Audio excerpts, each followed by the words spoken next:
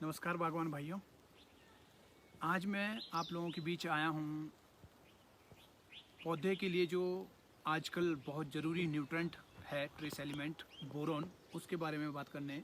वैसे आप सभी लोग बोरोन की क्या आवश्यकता है प्लांट के अंदर आजकल, वो आप लोग सभी जानते हैं और यूट्यूब के ऊपर बहुत सारी वीडियोस भी बहुत सारे बागवान भाइयों ने बनाई हैं, तो आप लोगों को वैसे काफ़ी पता ही होगा।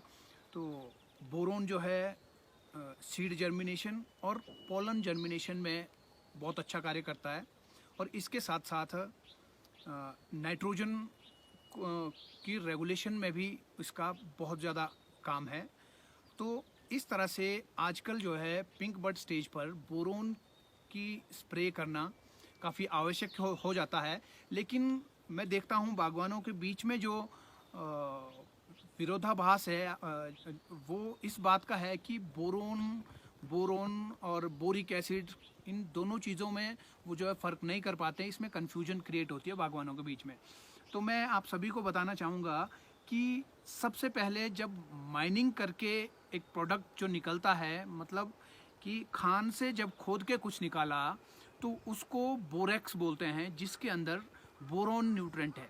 तो इट मीन्स कि बोरोन का जो नेचुरल सोर्स है वो बोरेक्स है, और जो बोरेक्स है वो माइनिंग करके निकलता है।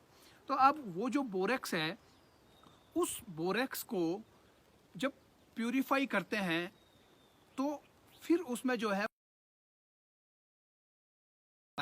दोनों को जब बाइंड करते हैं तो एक नई फॉर्म बनती है जिसको कहते हैं बोरिक एसिड।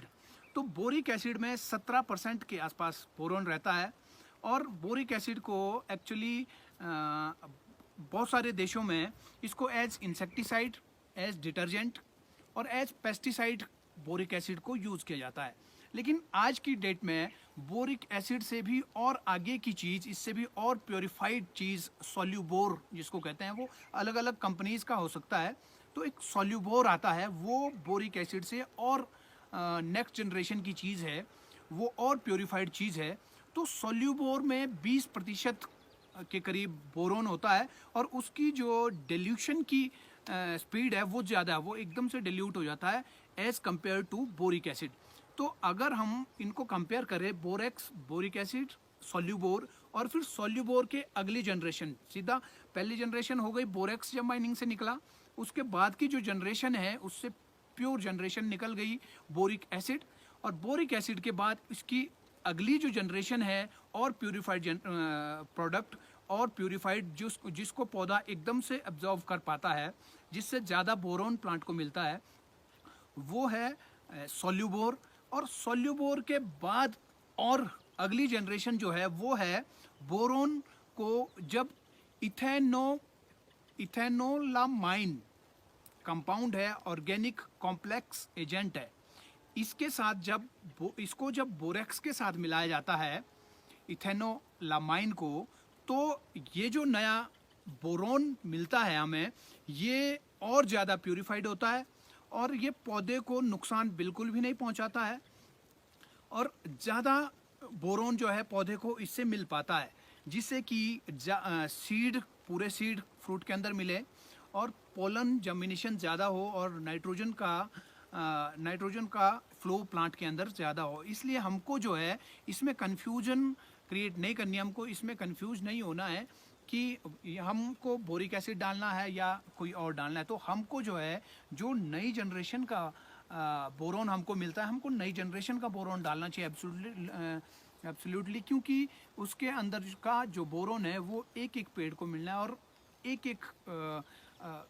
बूंद जो है, एक एक मिलीग्राम बोरोन का जो है पौधे को मिल पाए, इसलिए हमको नई जनरेशन का बोरोन यूज़ करना चाहिए। तो अभी मैं जो कह रहा था, लास्ट की जो जनरेशन है जिसमें इथेनोलामाइन जो ऑर्गेनिक कॉम्प्लेक्स एजेंट है, उसके साथ जब बोरोन को मिलाया जाता है तो जो बोरोन बनता है, जिसका एक प्रोडक्ट हम लोग, मैं भी 6-7 सालों से जिसको यूज़ कर रहा हूँ, बोरोप्लस के नाम से आता है, तो वो भी जो है ऑर्गेनिक प्रैक्टिसेस में भी यूज़ होता है, और उसमें जो है ज़्यादा एफिकेसी है।